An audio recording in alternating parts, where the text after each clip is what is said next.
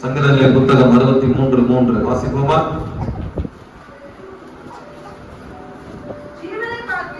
ஜீவனை பார்க்கிலும் உம்முடைய கிருபை நல்லது, என் உதடுகள் உம்மை துதிக்கும். ஜீவனை பார்க்கிலும் உம்முடைய கிருபை நல்லது, என் உதடுகள் உம்மை துதிக்கும். தாவீது வனாந்தரத்திலே இருக்கும் பொழுது இந்த சங்கீதத்தை பாடுகிறார். ஜீவனை பார்க்கிலும் கிருபை நல்லது. ஆமென். இதுக்கு விளக்கம் என்ன? இதுக்கு விளக்கம் என்ன? நான் உயிரோடு இருக்கிறேன் என்பதை காட்டிலும் உம்முடைய கிருபையோடு கூட நான் இருக்கிறேன் என்பது நல்லது. அல்லேலூயா. நான் உயிரோடு இருக்கிறேன் என்பதை விட உம்முடைய கிருபையோடு கூட நான் வாழ்கிறேன் என்பது நல்லது. அதுதான் உச்சிதமானது, அதுதான் ஆசீர்வாதமானது, அதுதான் பெருமைக்குரியது, அதுதான் நன்மைக்கேதுவானது என்று சொல்லி அவர் சொல்லுகிறார். தாவீது கர்த்தருடைய வல்லமையை ருசி பார்த்தவர். சபையில் இருக்கிற அனைவரும் கர்த்தரை பார்த்து சொல்லணும், என்ன தெரியுமா? ஆண்டவரே, நான் உயிரோடு இருக்கிறேன் என்பதை காட்டிலும் உம்முடைய கிருபையோடு கூட நான் இருக்கிறேன், உம்முடைய கிருபை என் மேல் இருக்கிறது என்பது நான் நல்லது என்று சொல்லி நினைக்கிறேன் ஆண்டவரே அப்படின்னு சொல்லுங்க. தாவீது வனாந்தரத்துல இருந்து ஏன் பாடுறாரு அப்படின்னு கேட்டீங்கன்னா, வனாந்தரம் ரொம்ப ஒரு மிரட்டலான ஒரு இடம், மிருகங்கள் சஞ்சரிக்கிற ஒரு இடம், மனிதர்கள் நடமாட்டம் அதிகமாக இல்லாத ஒரு இடம். எங்க மனிதர் நடமாட்டம் இல்லையோ அங்க பாம்பு அதிகமா இருக்கும். ஆமாவா இல்லையா? ஆமாவா இல்லையா? எங்க மனிதர்களுடைய நடமாட்டம் இல்லையோ அங்க மிருகங்களுடைய நடமாட்டம் அதிகமா இருக்கும். ஆமாவா இல்லையா? கர்த்தருக்கு ஸ்தோத்திரம். அப்போ மனித சஞ்சாரம் இல்லாத, மனிதர் நடமாட்டம் இல்லாத ஒரு இடத்துல ஒரு வாசம் பண்ணுகிறார். எதற்காக? தன் உயிருக்கு பயந்து போய் தன் உயிரை காப்பாற்றிக் கொள்ளும்படியாக. யாரிடத்திலிருந்து? ராஜாவினிடத்திலிருந்து. ராஜா தன்னை, அந்த நாட்டை ஆளுகை செய்கிற ராஜா தன்னை கொல்ல பார்க்கிறான். அந்த ராஜாவுடைய கையிலிருந்து தன் உயிரை காப்பாற்றிக் கொள்ளும்படியாக அவர் ஓடி போய், மனித சஞ்சாரம் இல்லாத, மனிதன் நடமாட்டம் இல்லாத, மனிதன் அடிக்கடி வந்து போகாத, மனித புழக்கம் இல்லாத ஒரு இடத்தை தேர்வு செய்து அந்த இடத்திலே போய் அவர் அமர்ந்து கொண்டு ஒளிந்து கொண்டு இருக்கிறார். ஒளிந்து கொண்டிருக்கிற இடத்துல நான் நினைக்கிறேன் அவர் சில காட்சிகளை பார்த்தபடினாலே அவர் சொல்லுகிறார், ஆண்டவரே, ஜீவனை பார்க்கும் கிருபை நல்லது. அல்லேலூயா. அவர் பார்க்கிறாரு, பகல்ல கர்த்தருக்கு ஸ்தோத்திரம் பார்த்துட்டு இருக்கிறார். அழகான இடமெல்லாம் பார்க்கிறார். ஒரு புள்ளிமானை பார்க்கிறார். கர்த்தருக்கு ஸ்தோத்திரம். ஒரு கோழியை, வான்கோழியை பார்க்கிறார். கர்த்தருக்கு ஸ்தோத்திரம். ஒரு மலை ஆடை பார்க்கிறார். இதெல்லாம் பார்க்கிறார். பார்க்கும் பொழுது தன் அருகிலே வந்து மேய்த்து கொண்டிருந்த அந்த புள்ளிமான் காலையில எழுந்து பார்த்த உடனே அது உயிரோடு இல்ல, செத்து போய் பணமா கிடக்குது. ஆமென். ஏன்னா ஏதோ ஒரு நரியோ ஒரு சிங்கமோ ஏதோ வந்து அதை வேட்டையாடி சாப்பிட்டு போயிருக்கு. அப்போ அவர் யோசிக்கிறாரு. என்ன யோசிக்கிறார்னா, நேற்று நான் பார்த்தனே, நேற்று மத்திய வரைக்கும் நான் பார்த்தனே, நேற்று ஈவினிங் வரைக்கும் நான் பார்த்தனே, இந்த மானை எவ்வளவு அழகா பார்த்தேன், எவ்வளவு அழகா ரசிச்சேன், இன்னைக்கு காலையில ஏதோ ஒரு மிருகம் வந்து சாப்பிட்டு போயிருச்சு. அல்லேலூயா, அல்லேலூயா. இந்த மயிலை நான் பார்த்தேன், இந்த வரையாடை நான் பார்த்தேன், இந்த கோவேறு கழுதையை நான் பார்த்தேன், இந்த ஜீப்ராவை நான் பார்த்தேன், இதெல்லாம் நான் பார்த்தேன். காலையில எழுந்து பார்க்கும் பொழுது ஏதோ ஒரு மிருகம் சாப்பிட்டு போயிருச்சு. ஐயா, கொஞ்ச நேரத்துக்கு முன்னாடி மேய்ச்சிட்டு இருந்ததியா, அதை பார்த்து அந்த காட்டு எருமையை ஏதோ ஒரு சிங்கம் அடிச்சிருச்சு. அல்லேலூயா. அப்போதான் அவர் சொல்றாரு, நானும் அது இரவில வேட்டையாடுகிற மிருகங்களுக்கு பலியாகின்றன, வேட்டையாடுகிற மிருகங்களுக்கு அது பகலிலும் இரவிலும் பலியாகிற அப்படின்னாலே அவர் ஒரு எண்ணத்துக்குள்ள வந்திருப்பாரு நினைக்கிறேன். என்னன்னா, நானும் தான் படுத்து தூங்குறேன். அல்லேலூயா. நான் காலையில உயிரோடு எழுந்துக்கிறேன், அவைகளால் உயிரோடு எழுந்துக்க முடியல. நானும் தான் காலையிலிருந்து மாலை வரைக்கும் கடக்கிறேன், ஆனால் நான் கடந்து வருகிறேன் இந்த நாளை, அவைகள் கடந்து வர முடியவில்லை. அதாவது அவர் நினைக்கிறாரு, என்னன்னா, கர்த்தருக்கு ஸ்தோத்திரம், நான் உயிரோடு இருக்கிறதை பார்க்கலாம் கர்த்தருடைய கிருபையோடு கூட நான் இருக்கிறேன் என்பதை நல்லது. அல்லேலூயா.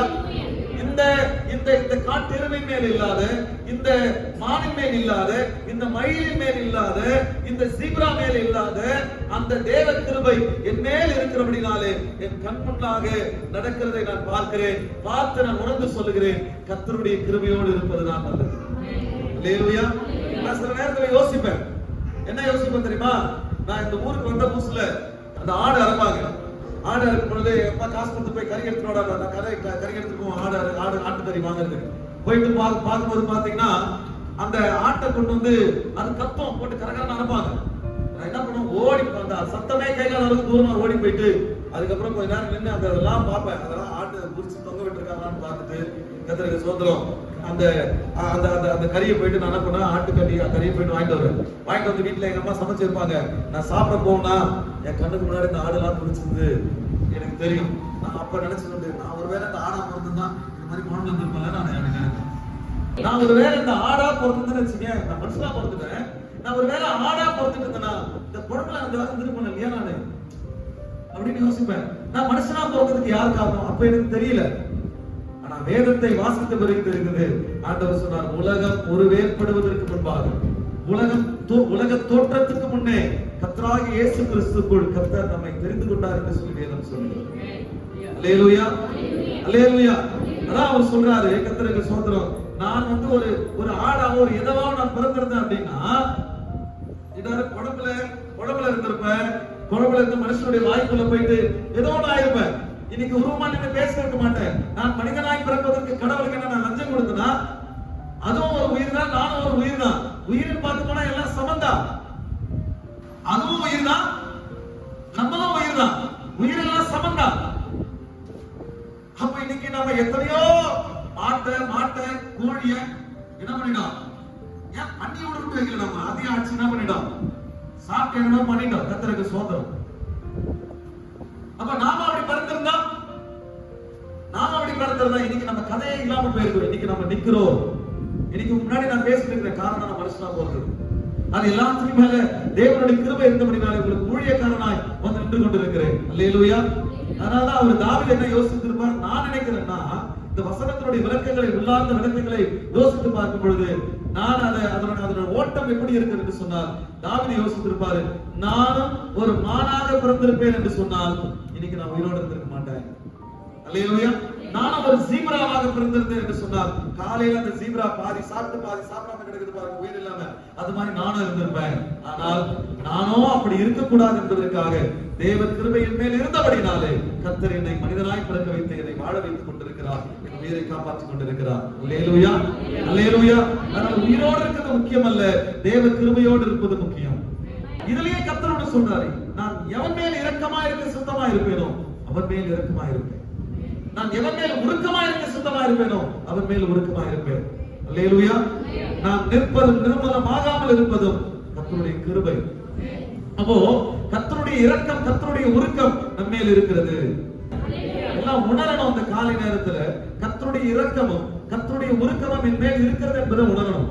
அதை உணரலன்னா நீங்க கடவுளுடைய பிள்ளை அப்படின்னு சொல்றதுக்கு அர்த்தமே இல்லை. உணர முடியுதா அவங்களால? நீங்க என்ன சொல்லணும்னா, என்னுடைய கணவனுக்காக என்னுடைய ஜீவனை கர்த்தர் இரக்கம் பாராட்டி இருக்கிறார், எனக்கு ஆயுசல்ல கொடுத்திருக்கிறார். உன்னை கணவன் நினைக்கணும், என்னுடைய மனைவிக்காக கர்த்தர் எனக்கு ஆயுசல்ல கொடுத்திருக்கிறார். ஆமென் சொல்லுங்க. அல்லேலூயா.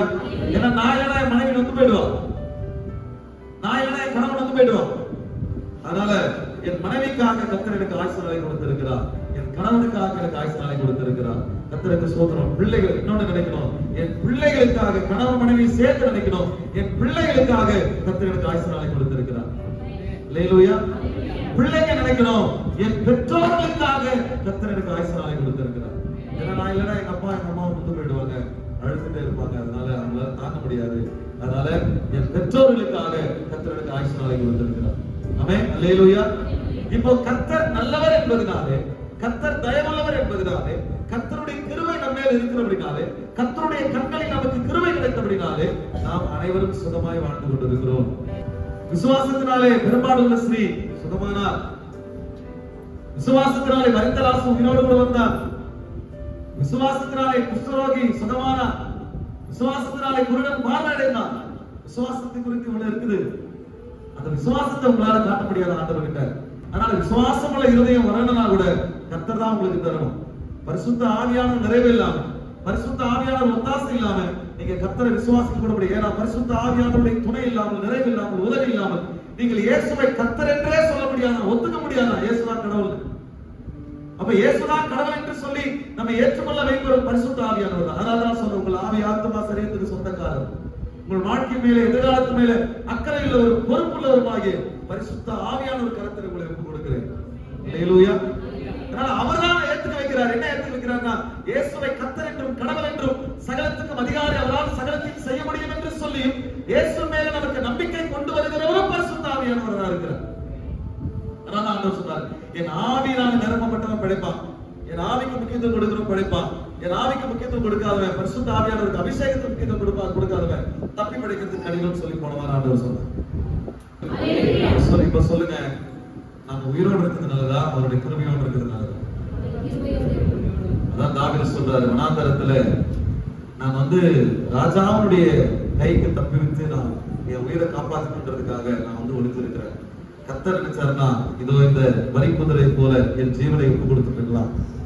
கர்த்தர் நினைச்சிருந்தாருன்னா இந்த மானை அந்த சிங்கத்துக்கு கர்த்தர் கொடுத்தது போல என்னையும் கொடுத்துட்டு இருக்கலாம்.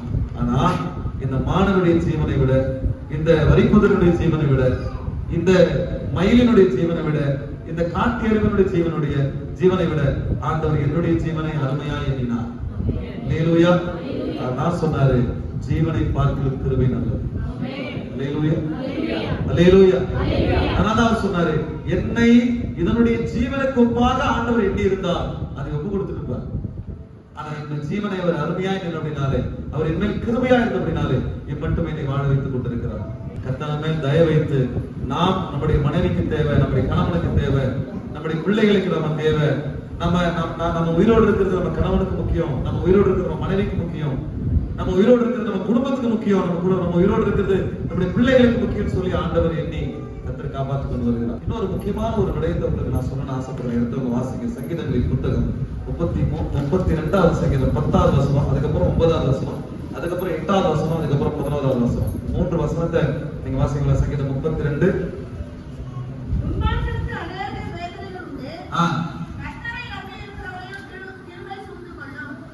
அப்ப யாரை இந்த கிருபை சூழ்ந்து கொள்ளும் என்று சொன்னார்? கர்த்தரை நம்பி இருக்கிறவனை கிருபை என்ன பண்ணும்? சூழ்ந்து கொள்ளும். கர்த்தருக்கு ஸ்தோத்திரம். அப்போ இதுக்கு மேல இது வாசிச்சீங்க இல்லையா? கர்த்தரை நம்பி இருக்கிறவனை கிருபை சூழ்ந்து கொள்ளும். அவ்வளவுதான். இப்ப எடுத்து அதுக்கு மேல வாசிங்க. 9. வாரினாலும் கடிவாளத்தினாலும் வாய் கட்டப்பட்டால் ஒழிய உன் கிட்ட சேராத புத்தி இல்லாத குதிரை போலவும் கோவேறு கழுதை போலவும் இருக்க வேண்டாம். எல்லாம் கவனிங்க ஐயா, தம்பிகளா தங்கச்சி மாறல என்ன பாருங்க, சகோதரர் பாருங்க, ஒரு முக்கியமான விஷயம் சொல்லுவாங்க. உயிரோடு இருக்கிறதை பார்த்துக்கலாம். எப்படி இருக்கிறது நல்லது? கிருபையோடு இருக்கு நல்லது. இப்ப யாரை கர்த்தருடைய கிருபை சூழ்ந்து கொள்ளும்? கர்த்தரை நம்பி இருக்கிறவனை கிருபை சூழ்ந்து கொள்ளும். அப்போ நல்லா தெரிஞ்சுங்க, அதுக்கு முன்னாடி வசனம் சொல்லுது, வாரினாலும் கடிவாளத்தினாலும் கட்டப்பட்டால் ஒழிய உன் கிட்ட வராத கழுதையை போல, கோவேறு கழுதையை போல, குதிரையை போல நீ இருக்க வேண்டாம் என்று சொல்லி வசனம் சொல்லுது. அதுக்கப்புறம் தான் கர்த்தரை நம்பி கிருபை சூழ்ந்து கொள்ளும். அப்ப என்ன அர்த்தம்? அந்த குதிரையை பார்த்த உடனே அப்படி ஒரு ஈர்ப்பு வருமா? அதனுடைய அழகு, அதனுடைய கம்பீரம், அதனுடைய மிடுக்கு, அதனுடைய தோரணை, அது நடக்கிறது, அதை அப்படி பார்க்கிறது கர்த்தருக்கு சொல்லும். அவ்வளவு அழகா இருக்குமா? ஆனா கிட்ட போனா ஒரே உதையில ஆளை காலி பண்றோமா? ஒரே உதைதான் கிக்கு ஆள் காலி. அப்ப அந்த அளவுக்கு ரொம்ப டேஞ்சரானது. அப்ப அவ்வளவு அழகான குதிரை.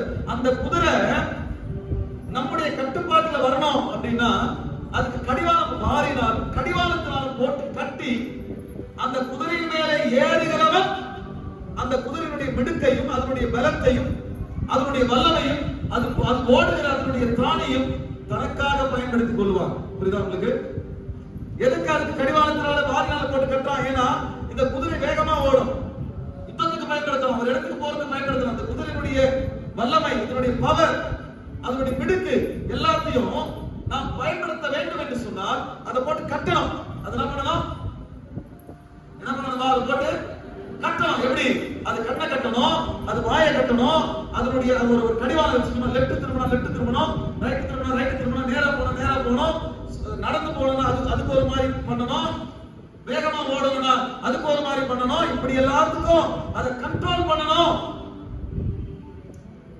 அப்ப அவர் சொல்றாரு, இதை கண்ட்ரோல் பண்ணி நீ பயன்படுத்திக்கணும் அப்படின்னு சொல்றாரு. இப்படி கட்டப்பட்டால் ஒழிய உன் இஷ்டத்திற்கு ஒத்து வராத புத்தி இல்லாத கழுதையை போல நீ இருக்காதுன்றார். புரியுதா உங்களுக்கு? ஒரு குதிரை, அந்த குதிரை மேல ஏறி இருக்கிறவன் தன்னுடைய நன்மைக்காக, தன்னுடைய விருப்பத்திற்கு அந்த குதிரையினுடைய திறமைகளை, வல்லமைகளை பயன்படுத்தணும். அதற்கு வாரினால் போட்டு கட்டி இருக்கிறது. இது நியாயம் தானே? இது நியாயம் தான். கர்த்தருக்கு சொல்றான். வசனம் என்ன சொல்றதுன்னா, இது புத்தீனமான செயல், அது புத்தீனமா பண்ற காரியம் அப்படின்னு சொல்லி அவர் சொல்றாரு. அப்படின்னா என்ன அர்த்தம் அப்படின்னு கேட்டீங்கன்னா, நான் இப்ப எப்படி நான் ஒப்பனையா காட்டுறேன் அப்படின்னு கேட்டீங்கன்னா, நான் குதிரை. நாம் யாரு? நாம வந்து குதிரை. இப்ப நமக்கு என்ன இருக்குது? திறமை இருக்கா இல்லையா? திறமை இல்லையாப்பா? திறமை இருக்கு. நமக்கு என்ன இருக்கு? பவர் இருக்கு. மிடுக்கு இருக்கா? மிடுக்கு இருக்கு. வல்லமை இருக்கா? வல்லமை இருக்கு. நமக்கு சில யூனிக்கான சில பவர் இருக்கு. நமக்கு யூனிக்கான திறமை நமக்கு தெரியாம இருக்கலாம். ஆனா இந்த குதிரையினுடைய திறமையை, இந்த குதிரையினுடைய யூனிக்னஸ், அதாவது தனித்தன்மையை, இந்த குதிரையினுடைய மிடுக்கை, இந்த குதிரையினுடைய எல்லா வல்லமையும் என் மேல் ஏறி இருக்கிற இயேசு பயன்படுத்த வேண்டும் என்று விரும்புகிறார். அப்போ நம்ம மேல ஏறி இயேசு நம்முடைய திறமையை, நம்முடைய மிடுக்கை, நம்முடைய வல்லமையை, நம்முடைய அறிவை, நம்முடைய யூனிக்னஸ் தனக்காக, தன்னுடைய தேவ ராஜ்யத்திற்காக, தன்னுடைய நாமத்தின் மகிமைக்காக அவர் பயன்படுத்த வேண்டும் என்று ஆண்டவர் விரும்புகிறபடினாலே அதற்கு நாம் ஒத்துழைக்க வேண்டும் என்று சொல்லி ஆண்டவர் சொல்லுகிறார். புரியுதா? ஆனா கர்த்தர் என்ன செய்யறாருன்னா, நாம் சில சட்டத்திட்டங்களை போட்டு, சில அடிகளை கொடுத்து, சில பாடுகளை, பிரச்சனைகளை கொடுத்து, உன்னை கஷ்டப்படுத்தி, உன் விருப்பத்துக்கு மாறாக உன்னை என்னிடத்திலே கொண்டு வர வேண்டும் என்று சொல்லி நான் விரும்பவில்லை. ஒரு குதிரை இருக்கிறது. அந்த குதிரை என்னென்ன உனக்காக பிறந்தது? அவன் குதிரை மேல ஏறவனுக்காக அது பிறந்தது. ஏறி அதோட ஓட்டான அவனுக்காக உழைக்க முடியாத குதிரை பிறந்தது. அதுக்குன்னு ஒரு சுய விருப்பம் இல்லையா? அதுக்குன்னு ஒரு வில்லு இல்லையா? அது நினைச்ச இடத்துக்கு போக வேண்டாமா? நினைச்சதை சாப்பிட வேண்டாமா? எல்லாம் பண்ணணும். அந்த குதிரையுடைய விருப்பம் எல்லாவற்றையும் அவன் தடை செய்து, அந்த குதிரை மேலே ஏறுகிறவன் அதை வாயை கட்டி, கண்ணை கட்டி, அதை கடிவாளத்தில் போட்டு இழுத்து தன்னுடைய சொந்த வேலைக்காக அதை பயன்படுத்துகிறான். அல்லேலூயா. கர்த்தர் சொல்றாரு, வாரினாலும் கடிவாளத்தினாலும் வாய் கட்டப்பட்டால் ஒழிய உன் கிட்டை சேராத, அதாவது உன் இஷ்டத்துக்கு ஒத்து வராத, புத்தி இல்லாத கழுதை போல, குதிரை போல, கோவரி கழுதை போல இருக்காத. நான் கர்த்தர், நீதான் குதிரை. உன்னுடைய காரியங்களை, உன்னுடைய செயல்பாடுகளை, உன்னுடைய வல்லமையை எனக்காக நான் என்னுடைய நாமத்துக்காக, தேவ ராஜ்யத்திற்காக நான் பயன்படுத்த விரும்பும் பொழுது, நான் உன்னை அடிச்சு, உன்னை உதைச்சி, உனக்கு பாடு கொடுத்து, உனக்கு பிரச்சனை கொடுத்து, உன்னுடைய கவனத்தெல்லாம் என் பக்கம் திருப்பி எனக்காக நான் பயன்படுத்த விரும்பவில்லை. அது மதியீனமான செயல். அல்லேலூயா. அதனால உனக்கு தனி விருப்பம் இருக்கலாம், உனக்கு தனி ஓட்டம் இருக்கலாம், உனக்கு என்ன வேணாலும் இருக்கலாம். ஆனாலும் இந்த நாளிலே சொல்லுகிறேன், நீங்கள் கர்த்தருக்காக நியமிக்கப்பட்ட குதிரை, கர்த்தருடைய ராஜ்யத்திற்காக ஓடும்படியாய் தேர்ந்தெடுக்கப்பட்ட chosen persons, தேர்ந்தெடுக்கப்பட்ட குதிரைகள் நீங்கள். அவருடைய யுத்தத்திற்கென்று, அவருடைய ராஜ்யத்திற்கென்று, அவருடைய ஊழியத்திற்கென்று, அவருடைய வல்லமையை இந்த உலகத்தில் வெளிப்படுத்த வேண்டும் என்று நீங்கள் தேர்ந்தெடுக்கப்பட்ட குதிரைகளாக நீங்கள் இருக்கிறீர்கள். அல்லேலூயா. அவர் உங்களை பயன்படுத்த விரும்புகிறார். அதற்கு ஆண்டவர் கொஞ்சம் வேலைக்கு போகும்போது ஒரு அடி விடுறாரு. ஆண்டவர் மாறினால கட்டுறாரு. நீ புத்தி இல்லாத கழுதை மாதிரி இருக்காது, கோவேரி கழுதை மாதிரி, குதிரை மாதிரி இருக்காதியா. அல்லேலூயா. அல்லேலூயா. வேற யாரும் ஜெபம் பண்ணாலும் நடக்காது, நீங்க ஜெபம் பண்ணா நடக்கும். ஏனென்றால் இந்த குதிரை தேவ ராஜ்யத்துக்கு ஓடும்படியாக ஆயத்தம் பண்ணப்பட்ட, தேர்ந்தெடுக்கப்பட்ட, அழைக்கப்பட்ட குதிரை. இது வல்லமை, இது திறமை, இதனுடைய பவர், இதனுடைய மிடுக்கு எல்லாம் கர்த்தருக்கு தேவை. இது இந்த குதிரை மேல ஏறி இருக்கிற ஆண்டவருடைய இஷ்டத்திற்கு தேவை, அவருக்கு தேவை. இப்ப அவரை சரிப்படுத்தணும், சீர்படுத்தணும், அவருக்காக பயன்படுத்துறதுக்காக என்னை மாறினாலும் கடிவாளத்தினால கட்டி என்னை கண்ட்ரோல் பண்ணி கஷ்டப்படுத்தி வைக்கணும்னு ஆண்டவர் விரும்பல. அல்லேலூயா. ஆண்டவர் என்ன சொல்றாரு? கர்த்தர் அன்பினாலே என்னை நம்பு. அல்லேலூயா. அன்பினாலே என்னை நம்பி, என்னை நம்பி நீ சூழ்ந்து, என்னை நம்பிட்டா போறோம், என்னுடைய கிருபைகளை சூழ்ந்து கொள்ளும். நீ வேற ஒண்ணும் பண்ண வேணாம். கர்த்தருக்கு சோதனை, நீ நல்லா இருக்க, ஆசீர்வாதமா இருக்கும். நான் ஒன்னே ஒண்ணுதான் அந்த கால நேரத்தில் சொல்றேன், நீங்கள் தேர்ந்தெடுக்கப்பட்ட குதிரைகள். நீங்க கர்த்தரை நம்பிட்டா, கர்த்தரை நம்பி இருக்கிறோமா? இன்னொன்னு சொல்றேன், கர்த்தரை நம்பி இருக்கு மட்டுமல்ல, நீங்கள் தேவ ராஜ்யத்திற்கு ஓடும்படியாக தேர்ந்தெடுக்கப்பட்ட குதிரைகளாக இருக்கிறபடினாலே கர்த்தருக்கு சோதனை. Praise the Lord. வேதம் சொல்லுகிறது, கிருபை உங்களை சூழ்ந்து கொள்ளும். உணர்ந்து கொள்ளுங்க. சட்டத்திட்டெல்லாம் போட்டு உங்களை கட்டப்பட்ட கூடாது. ஆண்டவருக்கு விருப்பம் இல்லை, ஆனாலும் ஆண்டவர் செய்யணும். அடுத்த வசனம் படிங்க. 8ஆம் வசனம் படிங்க.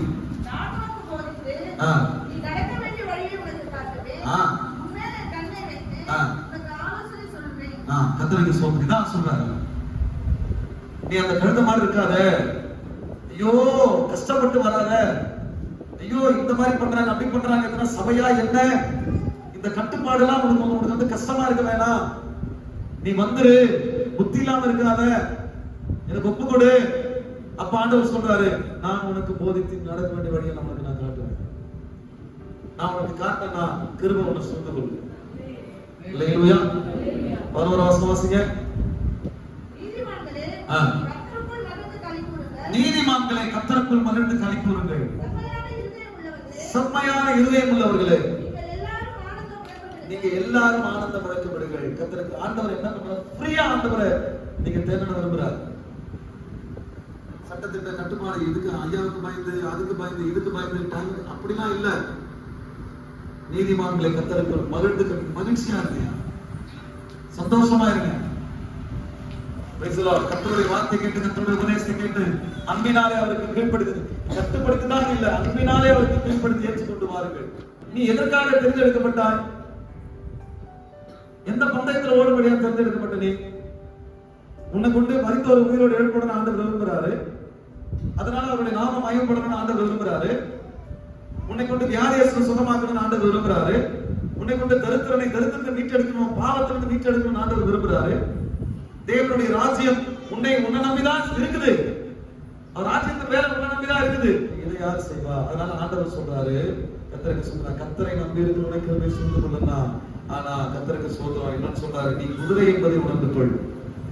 தேவனுடைய ராஜ்யத்திற்காக நீ அழைக்கப்பட்டவன் என்பதை உணர்ந்து கொள். உனக்காக ஒரு வேலை கொடுக்கப்பட்டிருக்கிறது, அதை உணர்ந்து கொள். அந்த வேலையை நீ செய்யணுன்றதை உணர்ந்து கொள். கர்த்தருக்கு சோதரம். அப்பொழுதுதான் கிருபை உன்னை சூழ்ந்து கொள்ளும். வெறும் கர்த்தரை நம்மளோட கிருபை சூழ்ந்து கொள்ளுன்றத நீ அப்படி நினைக்காத. உன்னுடைய வேலைகளை நீங்கள் நினைத்துக் கொள்ளுங்கள் என்று சொல்லி ஆண்டவர் சொல்லுகிறார். எனக்கு கீழ்ப்படுத்துமா, நான் உனக்கு போதித்து உன்னை நடக்க வேண்டிய வழியை நான் காட்டுவேன். அப்பொழுது நீ நீதிமானா இருப்பாய். மகிழ்ச்சியோடு கூட கர்த்தருக்கு ஆராதனை செய்வார். அல்லேலூயா. கர்த்தருக்கு சோதரம். வாசனை முடிச்சிடும். நீதிமொழிகள் 10:6. நீதிமானுடைய சிரசின் மேல் ஆசீர்வாதம் தங்கும், கொடுமையோ துன்மார்க்கனுடைய வாயை அடைக்கும். கர்த்தருக்கு சோதரம். நீங்கள் எல்லாரும் நீதிமான்களா இருக்க வேண்டும் என்று சொல்லி ஆண்டவர் சொல்றார். என்ன கேட்டா ஆசீர்வாதம். யார் நீதிமான்னா, கர்த்தர் எந்த குதிரை மேல ஏறி இருக்கிறாரோ அவன் தான் நீதிமான். கர்த்தரை தன் மேல் ஏறி தன் மேல் சவாரி செய்வதற்கு, அவர் விருப்பத்திற்கு என்னை நடத்துவதற்கு என்னை நான் ஒப்பு கொடுத்தா நான் நீதிமான். என்னுடைய சிரசு மேல ஆசீர்வாதம் தங்க. ஆமையில சொல்ல மாட்டீங்களா? என்னுடைய சிரசு மேல ஆசீர்வாதம் தங்க.